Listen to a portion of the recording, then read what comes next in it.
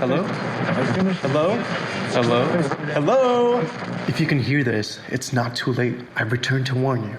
This is Time Pop, a podcast that discusses time travel and pop culture. There are spoilers. I've seen the future, and nothing is sacred to these folks. Your past, present, and future are sure to be ruined.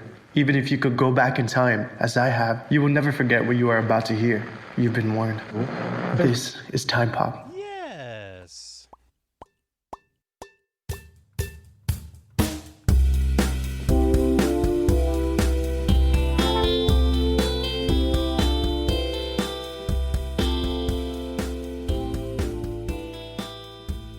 Welcome, Chrononauts, as we guide you through the experience of time travel using pop culture as our blunderbuss. We will be your constants. I am Dez. And I'm Ari. And this is Time Pop. Wait, what did you say?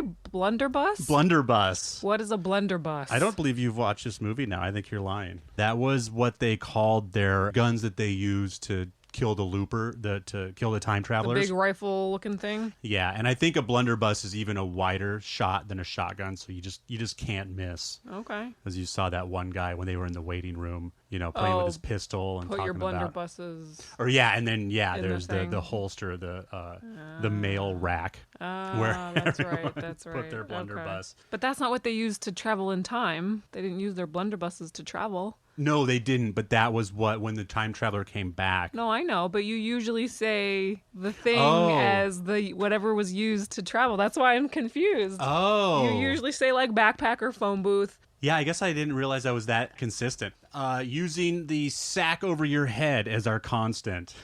That was the only thing that was consistent with time traveling. Well, except for that one time. Or the bars. Well, it's whatever that thing is that he climbed into. It's like it looked like a safe. I thought they got into the mechanics of time travel a little bit more in this movie, and they do not at all. Yeah. They have that. He just climbs into that like metal wall thing. Kind of a little ball. Yeah, it looked like a circular safe with Yeah. a net inside and sits in there. Bunch of electricity gets formed and then just gone. It was kind of interesting, the time travel aspect of this, just how instantaneous it was. Yeah. There was no time tunnels. It was just We just snapped at the exact same time. Looped our snap. So we are already getting into this. So let me get past the facts so we can get into the fiction, and then we can get back into this time travel business. We watched Looper, released in 2012, 113 minutes, rated R, written and directed by Ryan Johnson, which I forgot he wrote and directed this too, that this was really his baby. And he's, he did The Last Jedi, and he did such a good job on The Last Jedi that he is now, looks like he's been locked down to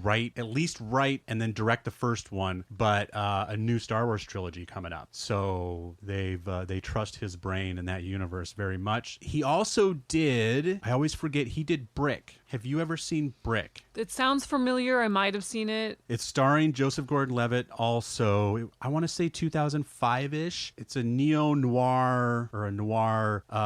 It's set in 2005, but all of the slang they use and all the terminology they use is very like 1950s black and white mystery slang, and it works really, really well. Like Ryan Johnson does a really good job of just building that universe, and you believe it. Like it's a very easy movie to ruin, and he nails it. And again, that's got Joseph Gordon-Levitt in it. So that was, I believe, where their relationship started. So starring Joseph Gordon-Levitt as young Joe, and we got Bruce Willis as old Joe, as everyone knows from Moonlighting and Hudson Hawk. That's all he's known for. What? Emily Blunt, which the two movies I mentioned that we do today to Ari were Live, Die, and Repeat or Looper, and I forgot that I was throwing out the Emily Blunt time travel duo. She's great in this, of course. And then Jeff Daniels there's a lot of amazing people in this. Again, a great cast of people who have just a ton of credits, and I don't recognize them all by name. Especially the little kid. The little kid, yeah. He kills it. He's amazing. Yeah. Did I end up writing down his That kid's been in a couple other things I've seen him in. And he's always really good. He's amazing. Yeah, I looked at his IMDb thinking something was going to really jump out at me. And apparently he made such a great impression on me in this movie that solidified it. But yeah, he's got plenty of work behind him. And it took me forever. I finally had to look it up. Jesse, the guy who comes to the farmhouse, the Gat Man to come to the farmhouse, I went through a real Raising Hope phase, which is a silly sitcom that I love. And it took me a while to nail that down. So it was nice to see him doing something else. And dun dun dun. Those are the facts. Now we move on to fiction. Let's talk to Ari and hear the overview. Ari's overview. Dun dun dun. So this movie is very complicated, and I think what I'm going to do is a very general, broad overview. You say that every week. Do I? And then it's not. Then 25 minutes later.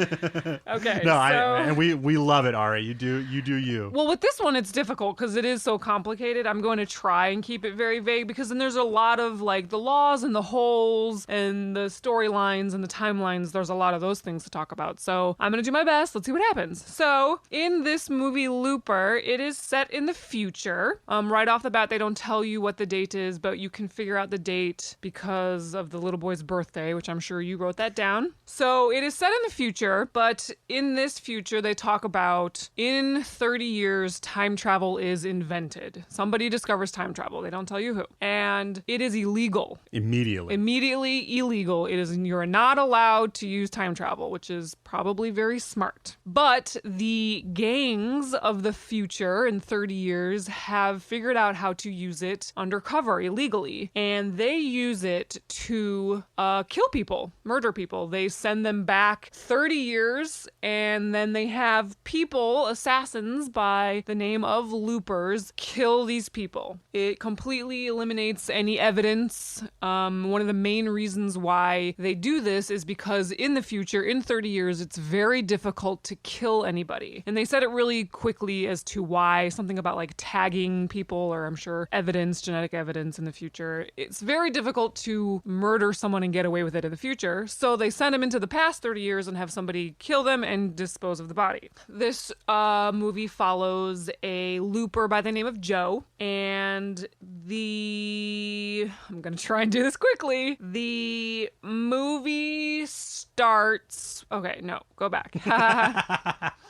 Something called closing your loop is what happens to loopers. So these loopers have decided to take on this job knowing that at any time they could kill somebody, and when they take off the hood, it will be themselves in 30 years. That's called closing your loop. So to cover up all their tracks in the future, the gangs find these loopers and send them back to be killed so that there is no evidence of the looper ever existing and all their tracks are covered so they can get away with all these murders they have done. So we see one of Joe, who is the young Joe, who is played by Joseph Gordon-Levitt. We see his friend all of a sudden show up to his apartment, frantic, saying essentially he let his loop go. Is that what it's called? Basically, some guy showed up and he was singing and he recognized the voice, and instead of shooting him, he took off the hood, and it was himself in 30 years. This is Joe's friend. And when he took off the hood, it was himself in 30 years. And instead of killing him, he gave him a cigarette, and then his 30-year-old self got away. He essentially let himself get away. And now the young friend is at Joe's house, basically like, you have to help me. They're after me. It's a really bad thing when someone lets their loop run. They say it's called letting your loop run. And now the gangs of the present are after him, and they're after his 30-year-older self. And man, this is the second time I've seen this movie, and this scene just sticks with me. It's a little disturbing. It is. So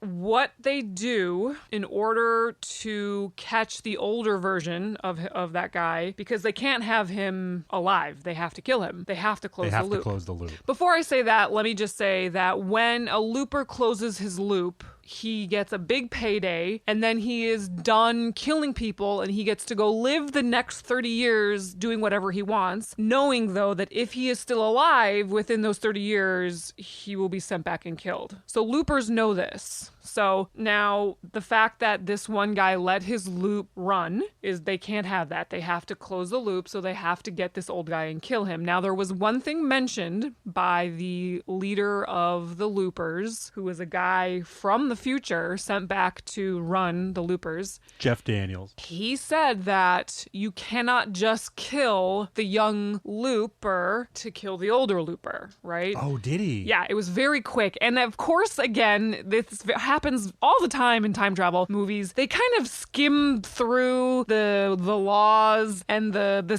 science and the time travel of it just because it's not real. So they're kind of side skirting it. What's the word I'm thinking of? But yeah, he said very quickly, he's like, no, we can't just kill him because it affects the future in some way. And he said it so fast that I almost kind of missed it, and I should have gone back. I totally missed it. Yeah, so. I should have gone back and rewinded this and watched it again because it's kind of important. But he essentially says we can't just kill the younger looper to kill the older looper because it'll change history too much. And he says it kind of offhandedly, right? They can't just kill the young one. But what happens is Joe gives up his friend. Joe, they bring Joe in and they say, we know you're helping your friend. Where is he? And he gives him up because doesn't want to give up his money. It's all about the money for these guys. And so they get the younger looper. The older looper is still out there running for his life. They get the younger looper. And what happens, and you guys have seen this movie, I'm sure you have. It's so complicated that there is no way you could listen to this podcast without seeing this movie. But maybe you are, so here's what happens. The older looper all of a sudden looks down at his hand and there's an arrow, a scarred arrow in his wrist pointing, up his arm. So he pulls back his sleeve and then there's an address saying, meet us here in 15 minutes. And you see the older looper pause and really think about this and finally decide to stop and go back. And this guy is trying to get back to this location. And then all of a sudden he looks over and his pinky's gone. And then seconds later, the next finger is gone. So what is happening is, and this kind of establishes a law of this movie, of this universe, is they have the younger guy in custody and they are chopping off body parts. And it's really interesting because you see the older one kind of flinch a little bit, not in pain, but of the memory almost, although he was under. The guy was completely under on the surgery on the surgery table. Well, by the time we get to him, he's dead. So no, they can't kill him. That's the thing, is they cannot kill. But they probably want to torture him, so he's probably not under. He looked under. It was like a full-on surgeon table. It was very quick. They open the door and you see behind him. Well, by the end of it, they're both definitely dead. They needed to kill the older one. I think it was okay. Oh, yeah. So the whole quick thing that the leader of the loopers said was, we can't just kill the younger one because it'll... But we can't just kill. So if they kill them both, does that close the loop in a different way? This is a big hole, which we can talk about holes we'll now if you want. But this was a big hole. Yeah. So anyway, what happens in the scene is the guy is trying to get back to the location that was etched in his arm, but he loses a foot. He loses his nose. He loses his tongue. He loses his arm, and he's just scrambling and he's banging on the door, and the door opens and they shoot him. And then behind the guy is a surgery table. Bloodied. Blood everywhere. Messy. Yeah. So I have a big hole with that, but we'll get to holes later. Yeah. So essentially this is established what happens if you let your looper run. Very bad thing. So then life kind of continues on. And then we see one day Joe is ready, at his location, ready to shoot someone who's about to just kind of appear out of nowhere from the future. And what appears in front of him is himself with no hood, 30 years older, and he freezes. He doesn't shoot him. And essentially his future self gets away. And he shows up a few minutes late. So young Joe is already a little bit suspicious because they run a very tight ship. Right. And so as soon as he's 30 seconds late, he knows something's amiss. And then when old Joe shows up, then not wearing a hood, which is rare too, it gets real strange real fast. So old Joe, played by Bruce Willis, gets away. And we see young Joe kind of wake up after being knocked out, not realize what he's got to do, goes back to his apartment. It's been ransacked, essentially. Well, he wakes up, young Joe, he wakes up with a note on him that says, run. Just disappear. And instead of running, he goes to his apartment and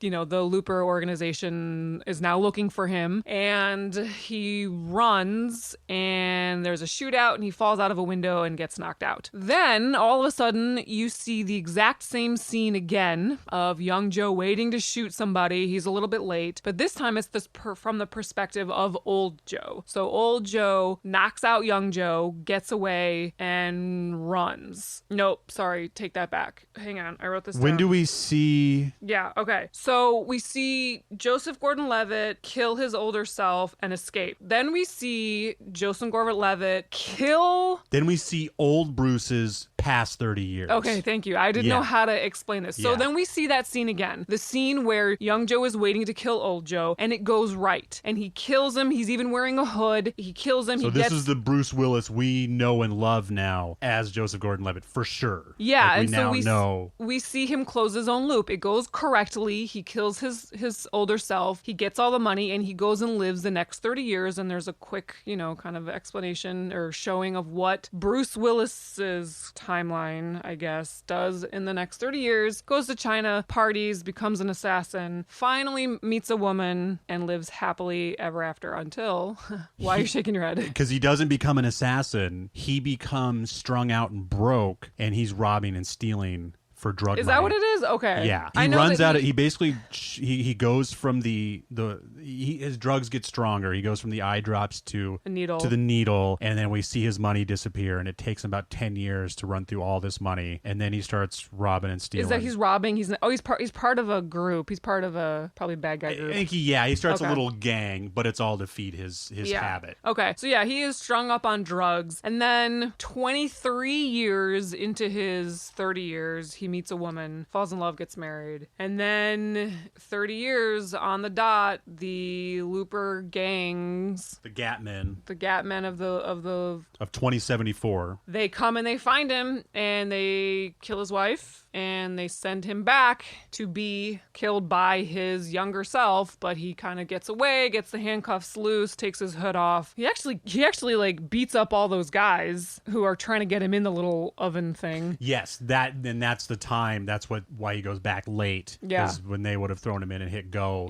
he ends up fighting them off and then getting the machine. So he fights them off, but he goes back in time anyway because he's got a plan. He's gonna do something. His plan, I guess we can tell it now. Yeah, because you don't know this the first time, but then the second time you realize why he's so dead set on getting away and fixing this. So he's so dead set on going into the past because it turns out that in the future, there is a new crime boss that has taken over all the gangs and closing all the loops. And his name is the Rainmaker. And apparently he is this all-powerful... Oh, did I mention about the TK? I think we mentioned TK for a second. But real quick, before we get past this, I don't think he worries so much about the Rainmaker if his wife doesn't die. No, but his wife dies. His wife dies.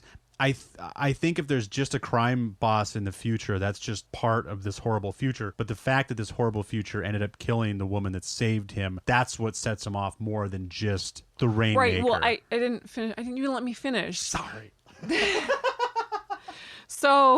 Okay, so we'll finish what Des just said. The new crime boss, the Rainmaker, is closing all these loops. Like, he's in charge. He's super powerful. He's got TK. I'll explain what that is in a second. And he's closing all these loops. And the reason why he wants to go back and stop the Rainmaker is because if it weren't for that guy, he wouldn't be closing all these loops so quickly all of a sudden to tie up all the ends. So in old Joe's mind, it's because of the new crime boss that he's closing all these loops all of a sudden for no reason really quickly. And that's why he wants to go back and stop the Rainmaker 30 years in the past. Is that because he killed his wife? Right. Because if the Rainmaker was just closing loops, I think Bruce Willis would just be like, well... Right, no, the guys that were sent by the Rainmaker to go get Bruce to send him in the past also killed his wife. Yes. So, okay, I forgot to leave that part out. Yeah. His wife dies. And she wasn't supposed to. She just came back. She was supposed to go to work. They were supposed to get Bruce, but then she came back for whatever her reason. Head, out the back door. Okay. So he knew they were coming?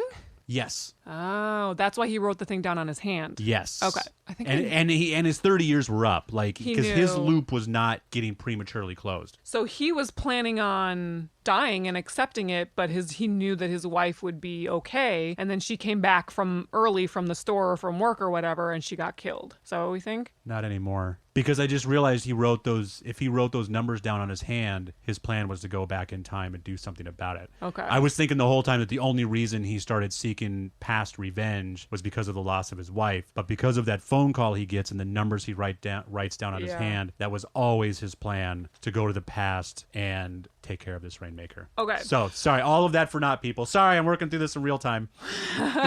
So that is old Joe's timeline. He lived his 30 years. He fell in love. She got shot. He got sent back. He survived. He ran from being shot by his younger self. And now his goal is to kill the Rainmaker, who the only information he has on the Rainmaker is a birthday and a location of where he was born. So a general city area happens to be where young Joe is. How convenient. And through his research of this number, he finds 3 babies, 3 children who were born on this day at this hospital, all living in this same area. And his job is he's just going to go kill all 3. He's like, I don't know which one it is. That turns out to be this all-powerful crime boss named the Rainmaker. So here is another cool aspect about this movie, about the future in this universe, is something called TK, telekinetic powers. People have developed a mutation where people can move things with their minds. Telekinesis. Is that the same thing? Telekinetic and telekinesis? Sure.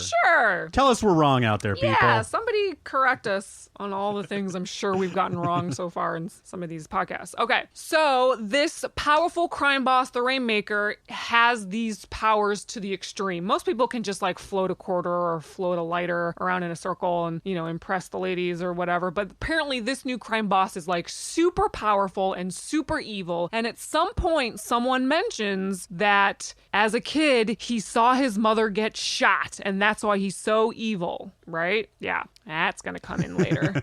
You guys know. Yes. So old Joe, Bruce Willis, is just trying to kill these kids. Young Joe is trying to kill old Joe so that he could maybe live out his 30 years. They meet in a bar and talk. It's a cool scene. Joseph Gordon-Levitt did such a good job being Bruce Willis. I guess so. I really do. And I know it's always mentioned like that because Bruce Willis isn't going to act like someone else. That's definitely not in his contract. But I guess it was Joseph Gordon-Levitt just doing a really good job. But I feel like they just acted like each other fairly well. I mean, he had the prosthetics. Yeah. He had the nose and they something about his jaw. He did. And the lips. The lips really stuck out to me this time. Okay, so where was I?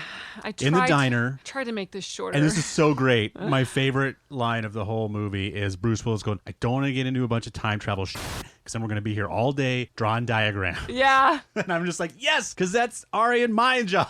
Yeah. That's not your job, yeah. Bruce. It's mine. But again, in a lot of these time travel movies, they just kind of sidestep really talking or explaining the time travel because, it's not real. It's time travel. Another one of my favorite lines is the guy that's like the head of the loopers. He's like, I'm from the future. You should go to China. Yeah. Yeah. If someone from the future tells you to do something, you should listen. And he does. Okay, so while we're on that subject real quick. Yeah. The Ryan Johnson wanted to go to France, but it was too expensive to film there. Interesting. So they got a better deal to film in China. So then it was in China. I mean, it makes sense. Like that. China is on track to becoming a global superpower. Yeah. When you think futuristic cities, especially. Yeah, makes sense. That's where your brain goes. Okay, so in this diner, they're confronting and talking to each other. It's a really cool scene. And then young Joe is like, I can't let you leave here alive. And old Joe is like, you're a stupid little kid. And they have a shootout. Some of the Looper agents show up. And there's a map that old Joe has of the 3 locations of these 3 kids that he's trying to kill. And young Joe rips the corner off of one of those maps, that map with one of the locations. And, the shootout happens and they all go their separate ways. And young Joe goes to that location. It's like the 3rd one on the list and basically waits for old Joe. And on this location is a farm where a woman lives with her son. And that's played by Emily Blunt. and the really good kid. And I forgot to write down his name. His name is Sid. His character name is Sid. The character name is Sid, yeah. And he kind of, they have a little bit of time to like get to know each other while old Joe goes after these two other kids. He kills one of the kids. It really affects him. You see him like crying after he killed the kid. And then the second kid that he was supposed to kill is a girl, but yet he still tries to go and kill her. Well, I don't think anyone has ever seen The Rainmaker. Maybe that's why he takes so long to think about it and decide. And then he's just like, now that I think about it, yeah, The Rainmaker is No this one's ever mystery seen- person. okay. So that he's referred to as a he means nothing. Okay, so it could have been a girl. Okay. But didn't he know the mother? Isn't that why? He hesitated. Yeah. Yeah, the mother of the second kid that he's trying to kill is the exotic dancer Was it? / prostitute, I guess. Yeah, I had a hard time placing her out of her nightlife. Yeah, that's who she outfit. was. It was That's who her. she Okay. Yeah. So he hesitated on that and then went back the next day to kill her, and that's when the Looper agents got him. So on the farm, young Joe is getting to know this mother and her child, and it turns out that this child has TK and he is very powerful, and it turns out that the mother gave up the kid when she was young, and the kid was raised by the mother's sister, but then the kid had an accident and accidentally killed the sister who he thinks was his mother. Anyway, the kid has anger issues. Yes. And when he gets angry, he can make people explode. The Looper agent that showed up at their house, that was a cool scene. Yeah, ripped him apart from the inside out. Yeah. And so that... With and that, his mind. With his mind. And in that moment, when young Joe sees this and realizes this kid becomes the Rainmaker, old Joe automatically gets that memory. So anything that happens to young Joe, old Joe gets the memory. The same thing with the scars. It's the same concept. So the moment that young Joe saw this kid just destroy this person and saw how powerful he was, old Joe's like, that's the guy. And so he goes to the farm. How am I doing so far? Awesome. Are we 20 minutes into my explanation? That was only supposed to be like 5? This one's complicated. So, real quick, go ahead and wrap up. Okay, so The showdown. So old Joe and young Joe are on the farm, and sorry, I just had a brain freeze. Okay, so now young Joe knows that this kid does become the Rainmaker, and there is a scene where old Joe is about to kill the kid, the mother steps in the way, and young Joe is kind of far off in the distance, and he realizes that he's like, I can see what's going to happen here. You have a man who is set on vengeance who's going to kill someone to save his wife. You have a mother that is going to die for her son, and a kid who's about to see his mother get shot and then be all alone out in the world with this crazy power. And he's like, I can see that this is what's going to happen. And he says, it's a circle, so I need to stop the circle. So right before old Joe is about to shoot the mom to get to the kid, young Joe turns the gun on himself, kills himself. Old Joe pauses and then disappears. In an instant. I like that effect. Yeah. Just How the movie...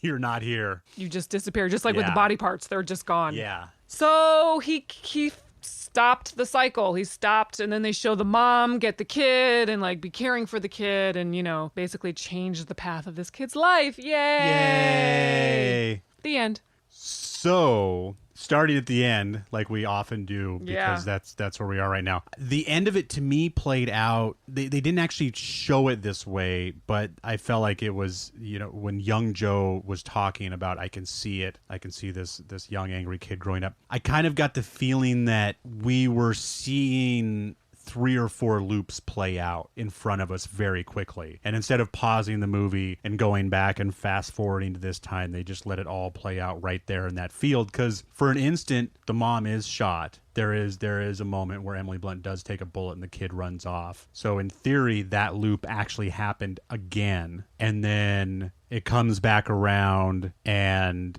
I don't know. At least that's the feeling I got.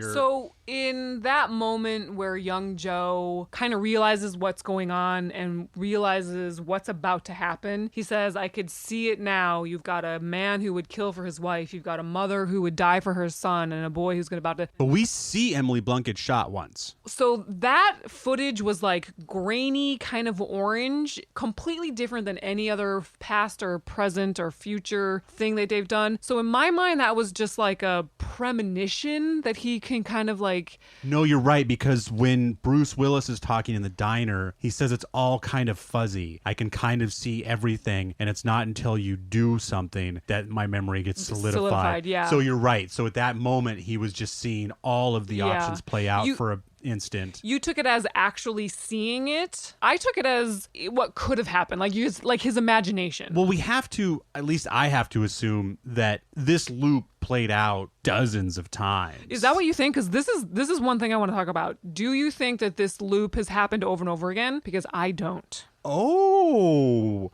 Yeah, and I talked about this after I watched it. Okay, so let's go back to the top. Start with laws real quick. Okay. And work our way through this. So laws, this is one timeline, right? Like we are not correct splitting like apps. Like this movie more than anything we've watched so far, even more than Terminator, is just like one timeline. Yes. Correct. And when you travel, you can travel in time and space. Definitely. And when something happens to your younger self, it instantly affects you, including memories. You can be in the same place as yourself and not destroy the universe. Yep. You don't explode if you touch your younger self or older self. Theoretically, there could be more than just two of you in any moment, but in this movie, there were only ever two of any character. But theoretically, there could be more. I don't think there could. So if 30-year-old Joe gets sent back, let's say 20-year-old Joe gets sent back, then 30-year-old Joe will vanish. Here's the first question. Is it only a one-way travel? Nobody ever travels into the future. Even the looper boss guy took the job knowing it was a one-way trip into the past. So you can only travel into the past in this. And I get the feeling that time, it's one of those, even though you're not traveling back to a machine, I get the feeling that you can only travel back as far as the day that time travel was invented. Wrong. Because they say in 30 years, time travel will be invented, but it is illegal. And you're right. And they just chose, we're going to send people back 30 years. He says it's invented. He doesn't say it exists in 30 years. No, he says it's in invented. 30 years from now, time travel will exist. It's illegal. And so someone invented it. They said it's illegal. The gang people acquired it and said, okay, we're going to use people. Let's send them back. Oh, I don't know. Let's say 30 years. They just chose that. I was just going to ask you that. Do you think there's any significance to the 30 years other than I don't think so. It made it futuristic. But I could be wrong. If you guys think there is, let us know out there. And as far as dates are concerned, Joe was born in 2019. So wait, how do you know that? You figured it out? Wikipedia. Oh. Because I know you can find out the year of the kid, and then they said he was 10 years old, although that kid seemed way younger than 10 years old. Anyway, so you might be right. There might only be able to be two people at a time, because if you can only go backwards. Because if things happen instantaneously, if what happens to your past self immediately affects you, and if your past self goes back in time, that means your older self doesn't exist in that time to time travel anymore. Correct. Yeah. Maybe I would need to think about it more, but for now, let's say sure. I feel confident. Okay. Yeah. I'll draw a diagram for you, Bruce. Yeah. So those are the laws. Now, as far as holes go. Yeah. Talk to me. One of my first holes is they say they send them back 30 years. And when you close your loop, you then have the next 30 years to live your life until time travel is invented. And then they find you, they send you back and kill you. Now, as those years go on, now it's 29 years since time travel. Now it's 28 years. Now those loopers that are now have been loopers, and there's only 25 years till time travel is invented. When they close their loop, they only have 25 years to live before they get collected and sent back. So does that make sense? Does the time that you get to live out your life after you closed your loop shorten as it gets closer to when time travel is invented? It almost makes it not worth it. No.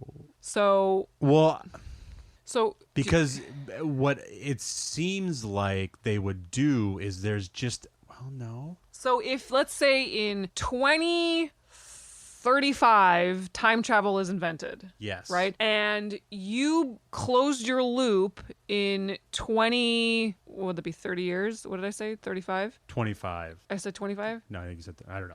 30. We'll say 30 and 60, just to make nice round numbers. Thank you. There we go. Math. Yes.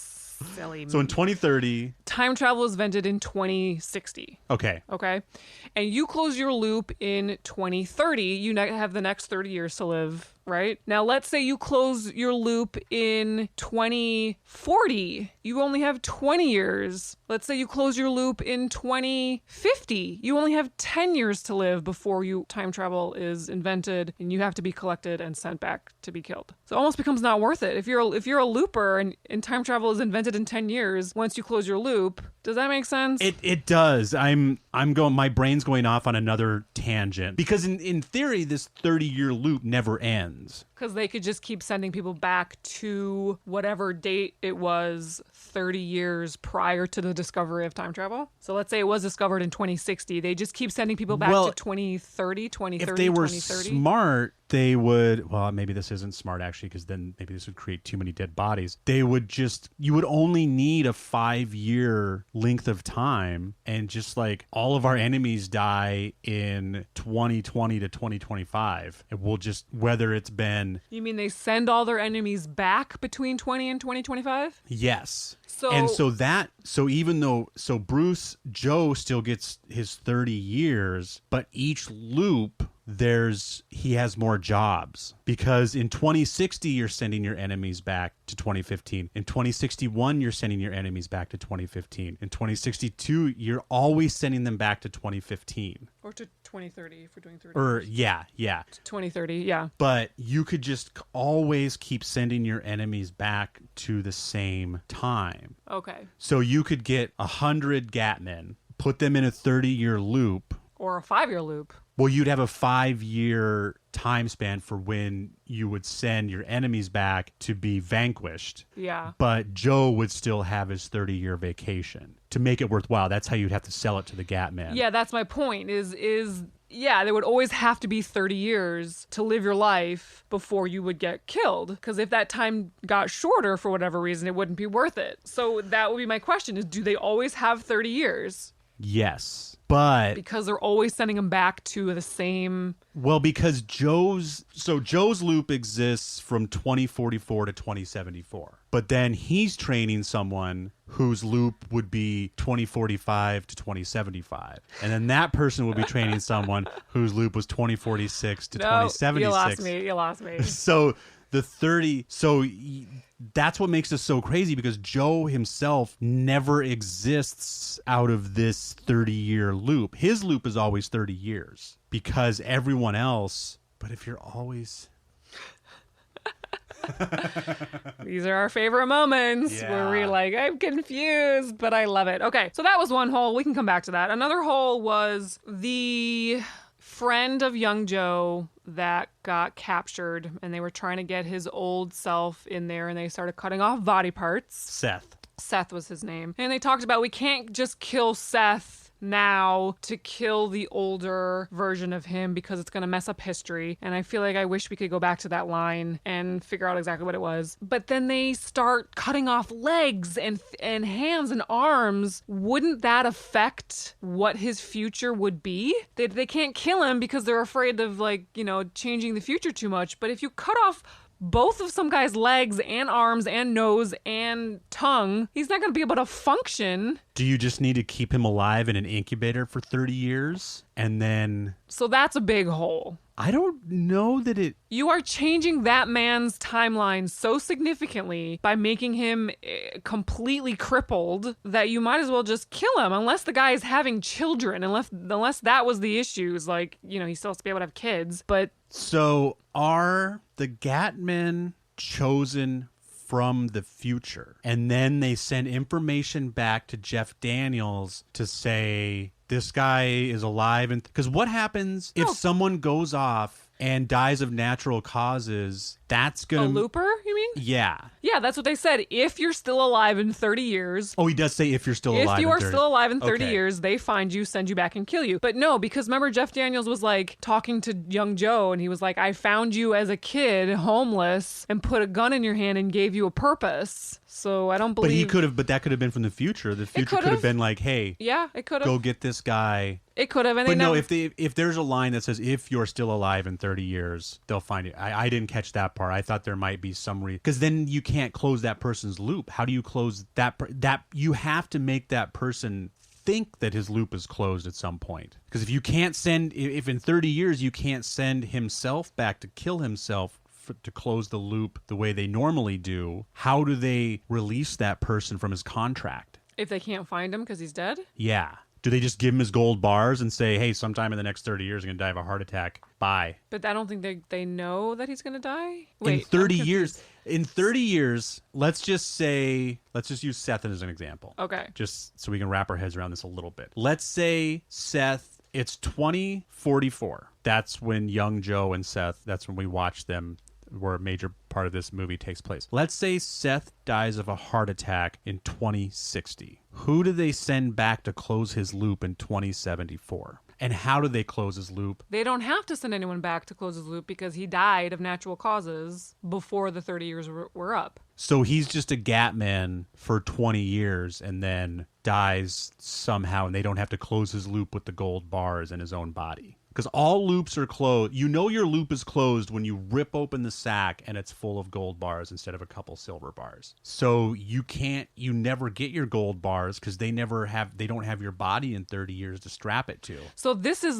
another hole. This is exactly another hole. If that's a very good point. How do you know that you're now free to live your 30 years Yeah. and then die of natural causes? See, that's why I think that as far as looping goes, this is all looped once. I think all this has happened once and that's it. We're seeing the first time for all of this. Okay. Within the loop, even though like the kid in one version grows up to become the Rainmaker, that was one version, and that then, was old Bruce's timeline. yeah. Yeah. In my opinion, I feel like this isn't continually happening over and over again. I think this all happens once. I think I'll buy that because I think that's a good reason too. I think if this has happened over and over and over for sure, I think Bruce's brain would be a little more scrambled, or Joe's brain would be a little bit more scrambled. And if he had a dozen different futures play out. yeah.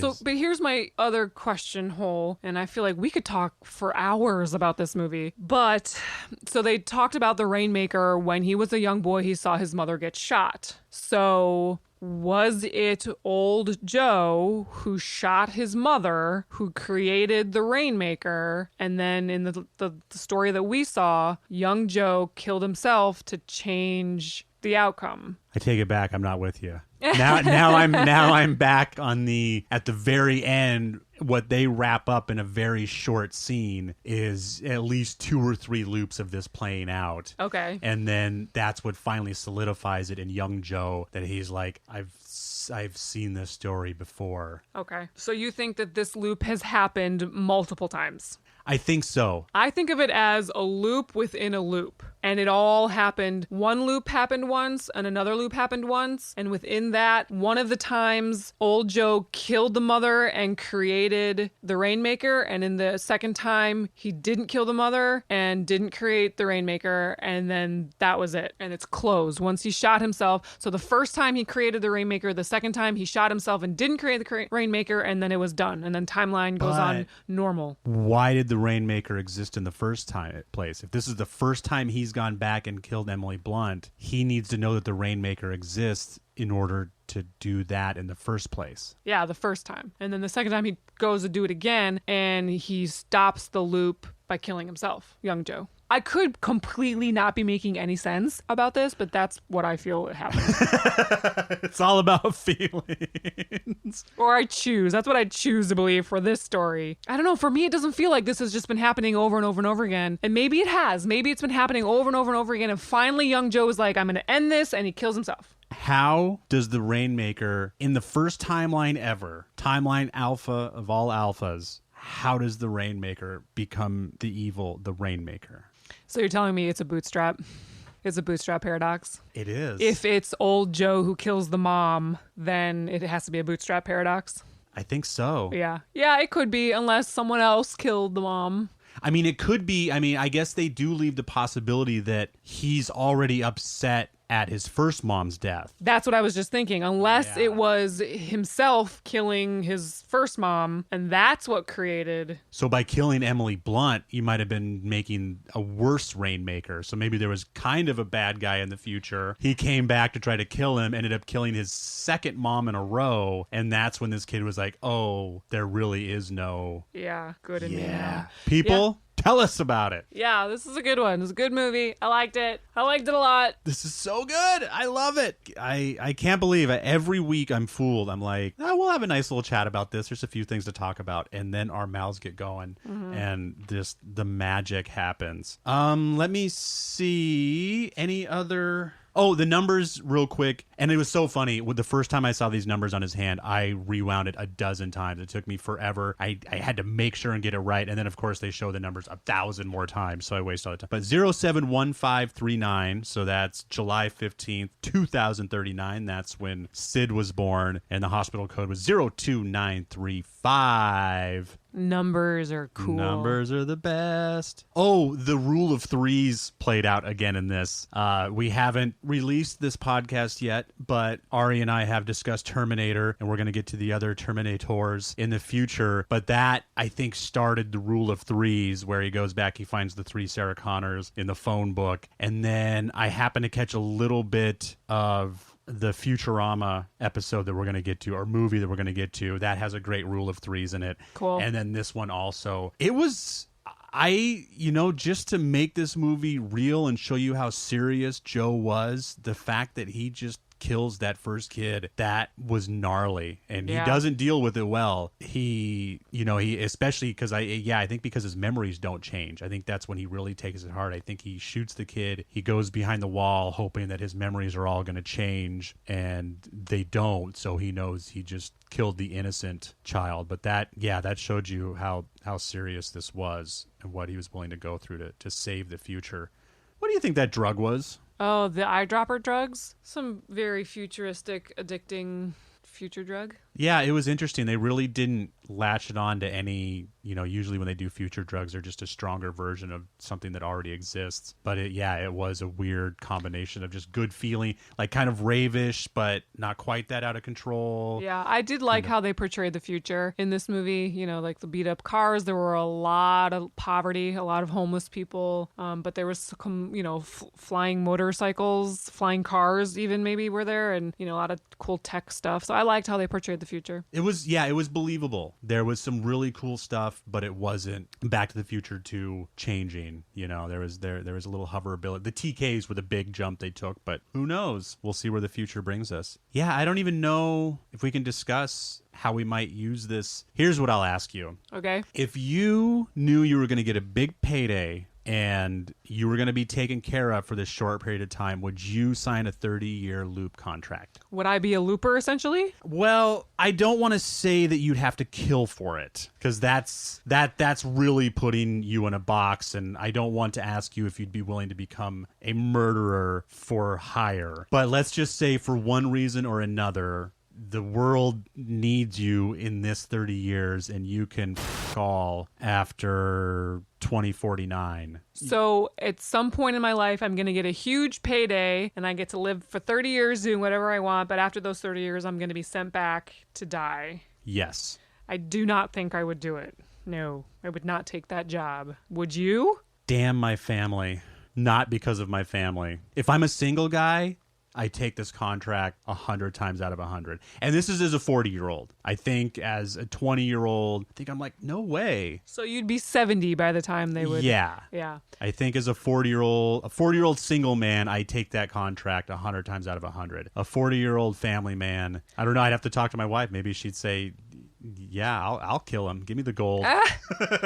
Yeah, if I was 40 or older, it would have to be a very big payout. Like these next 30 years, I need to be like rolling in it for me to consider doing that. Well, and Joe does the smart thing where he ends up burning through it anyways, but he's stacking half of his silver while he's working as well. Most people are burning through all their silver currently while he's living relatively meager. He has a nice car, but he has an old car. He doesn't have some sweet new hovercraft or anything, but he's certainly setting himself up better than others. Yeah, is it his? Well, I mean, he's already pretty much a druggie. I was gonna say, was it the murdering of himself that really sends him down the depression path of hyper drug abuse? Because he really No, I think he went to China and started partying and got into harder drugs and just what happens. and crime. Yeah. My question is, how did I guess they must have sent how did he know he had a job? Like they would just give him a time to be there? That's something we never see. Yeah, as a single timeline movie, this is definitely one of my favorite now. Is it never deviates from that. Most movies like this at some point would really split paths at some point, and you'd see a couple extra Joes in one place, and things would go haywire. But they really nailed down the single timeline, and that's really, really cool. Any last thoughts? No, I liked it. Put that on the DVD box. Ari liked it. Thank you for listening to Time Pop. Hopefully, if you've made it this far, it is because you have enjoyed the program. After you like and subscribe to Time Pop, please tell a neighbor or a friend about it so you can enjoy a discussion of your own on the topic of time travel. If you didn't enjoy this, tell someone you hate to download and listen to Time Pop. We'll take the numbers any way we can get them. And to our fan out there, I know who you are. I know you're out there. Tell someone about this. They already know you're a nerd. You're not going to surprise them by telling them you're into time travel. Share this experience. It's not fun. This would be no fun for me if I wasn't talking to Ari about it. And it being able to expand these conversations is making this a wonderful experience, and we would love to have you added to that experience. If you would like to be added to that experience, please email us at timepop9216. That's timepop9216 @gmail.com, and tell us your thoughts about this particular depiction of time travel and how you might use it. And definitely let us know about a time travel movie, book, game, etc. that we might discuss on a future episode. And if you would like to start your own discussion on the topic, please head over to Face, Insta, Twitter book. We're at tpop9216. That is at tpop9216. And please check out Sounds Awesome 9216.com and hear what else sounds awesome. And now back to the big finish. What's our big finish? We're done. Oh, okay. As big as you want it to be. That's all. A big blunderbuss in your face. Thank you very much for joining us this week. Oh, and a quick shout out. I keep forgetting our spoiler alert. Thank you, Casey Heath. He's a wonderful person that I go to school with. We had some classes together. He had a wonderful voice. I locked him in a room and stuck my phone in front of him and gave him a script, and he was awesome enough to read it for me and gave me some great material and a wonderful spoiler alert. Thank you, Casey Heath. Have a great week, everybody. Until next time. I am Desmond McNeese. And I'm Ariel Gala. Take care. Bye.